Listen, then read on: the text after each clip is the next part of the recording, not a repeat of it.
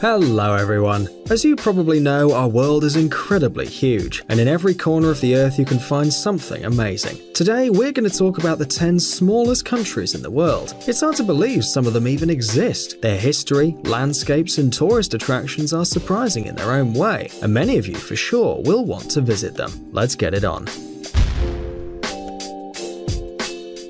Malta. The Republic of Malta is located in the Mediterranean Sea. These islands, with an area of only 122 square miles, are located in the middle of the sea routes from Europe to Asia and Africa, and have long attracted conquerors. Many people call Malta a toy country because there are no rivers or mountains, and 2 or 3 streets with several houses are called a city. But despite being elegant and miniature, Malta also has a surprisingly rich past, a delightful architecture and some beautiful and hospitable people. But in addition to the spiritual reception, the islands are also famous for their incredible blue lagoons, which attract millions of tourists from all over the world every year. Even the British love to escape from their rain and fog and still visit these sunny islands. But the local mild climate is suitable not only for beach lovers. The Mediterranean country was chosen by those who prefer active outdoor recreation. Here, nature itself created favourable conditions for yachtsmen, scuba divers and climbers. The Maldives.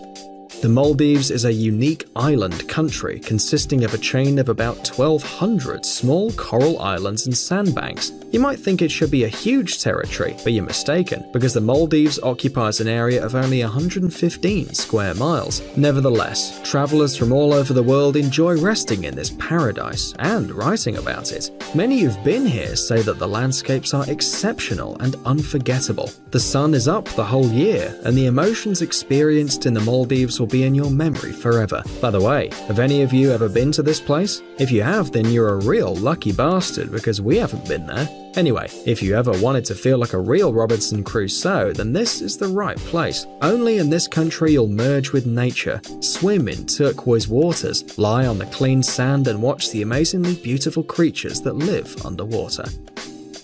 St. Kitts and Nevis. This country, with such an unusual name, consists of 2 interconnected islands in the eastern Caribbean Sea. Both islands belong to the Lesser Antilles. This place was discovered by Christopher Columbus back in 1493, and it has an area of only 101 square miles. Today, this is the smallest country in terms of area and population in the Western Hemisphere, and is part of the British Commonwealth of countries, led by Queen Elizabeth II of Great Britain.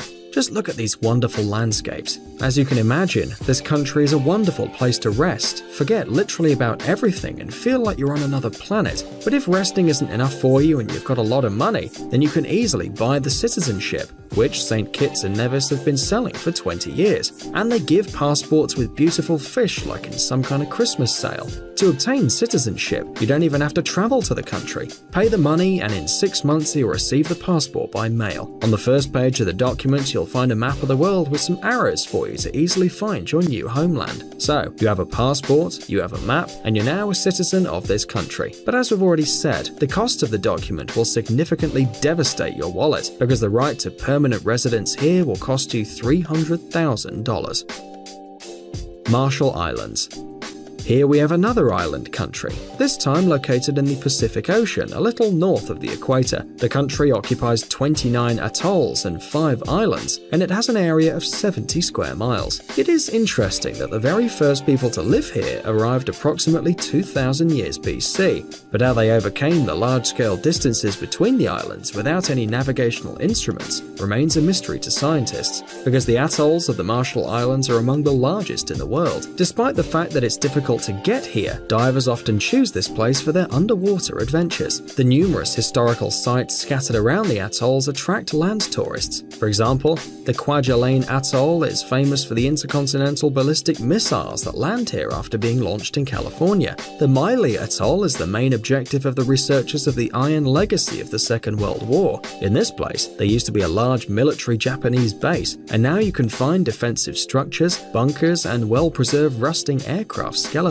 The atolls of Voya and Malolap are famous for military constructions absorbed by the jungle. To get to the battlefields, tourists often have to use a machete. Liechtenstein.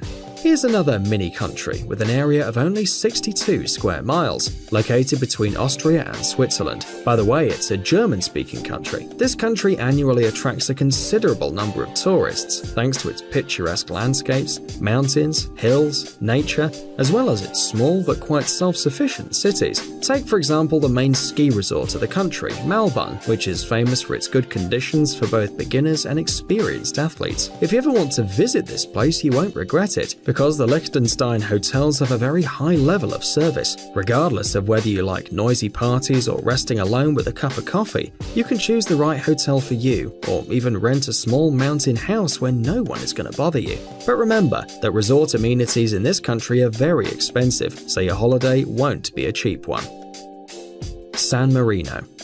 San Marino, the most ancient country in Europe, is located on the slope of Monte Titano. It is truly a pearl of the Apennine Peninsula, and it has a very small area, only 23.6 square miles. Can you imagine? The inhabitants of this amazing country are mostly of Italian origin, but at the same time they're very different from their neighbors. The population of this country, according to recent estimates, is of 32,000 people, and they all live very well. The peace of the miniature state is guarded by its own armed forces, which consists of 50 people. But don't laugh at the meager army of this country, because the crime in San Marino is at a minimum level. In the prison of the country, there's only one prisoner, who actually lives like a king. He eats lunches and breakfasts from the nearest restaurants of the city, and even has a TV room and a library for his own. Today, one of the smallest countries in the world attracts more and more tourists. San Marino can rightly be considered a state of magnificent castles and structures, which, despite their age, have preserved their original form. Tuvalu. This country, located in the Pacific Ocean, is one of the smallest in the world. It consists of only 5 tiny atolls and 4 islands, and has an area of 10 square miles. On the biggest atoll, Funafuti, you can find the capital of the state, and the only place where you can exchange money, make a call, or go online. Tuvalu is not only one of the smallest countries in the world, but also one of the most remote. There are no internal flights inside the country, and the only way to get from the capital to the other islands is by cargo ferries that run between the islands at intervals of several weeks. The islands are very narrow, and many residents of the state have 2 beaches near their house. That's the dream. But unfortunately, this paradise can disappear from the face of the earth in a few decades. Tuvalu is the lowest country in relation to the sea level, and therefore can become the first victim of global warming. Another problem of the state is the processing of waste. The country's so poor that people alone can't solve this problem, and some of the less beautiful islands have become large piles of garbage, which greatly spoils the impression of visiting Tuvalu. Nauru.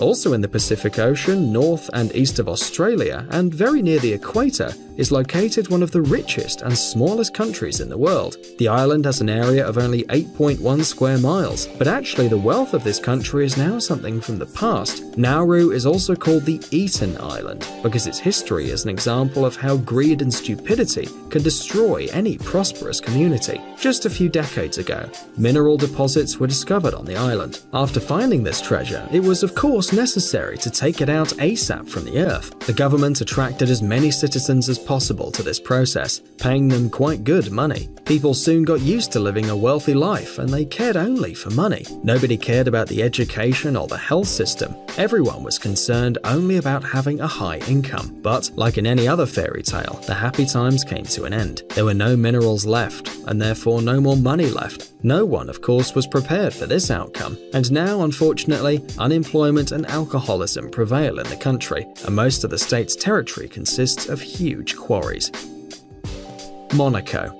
It's hard to believe that there's a country in our modern world where the main pages of news sites, instead of numerous problems, talk about charity receptions, simple everyday events, and the results of the local football club. Nevertheless, this country exists, and it's the Principality of Monaco. This tiny city-state has an area of only 0.87 square miles, and is considered the perfect place to live a luxury life. For decades, wealthy people from around the world have come to Monaco for the weekend to lose some of their fortunes in the casino, drive around the Côte d'Azur in a cabriolet, and eat exotic food while drinking collection champagne. Monaco is one of the most densely populated countries in the world. In the Principality live almost 36,000 people. Today, the city-state is divided into 10 small areas, and local authorities plan to build an 11th area on the drained sea territories. But the whole social life in Monaco revolves around two buildings: a palace in the Old Town where the Prince of Monaco and his wife live, and the famous casino in the Monte Carlo region. As you probably realized, the prices here are absolutely the highest in the world.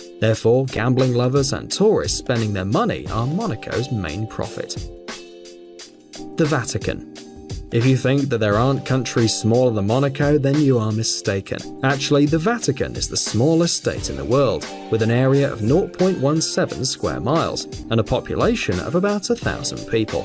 It seems impossible, but this country really exists, and it attracts a huge number of tourists. All of them want to see with their own eyes some unique architecture monuments and historic places which you can't find anywhere else on Earth. Take, for example, the Vatican palaces that form the largest museum complex in the world, or the gardens that are protected like important military facilities. If you're a fan of architecture but don't like long walks, then the Vatican is a great place to see everything in a quick way, because you can see the whole country in 1 hour.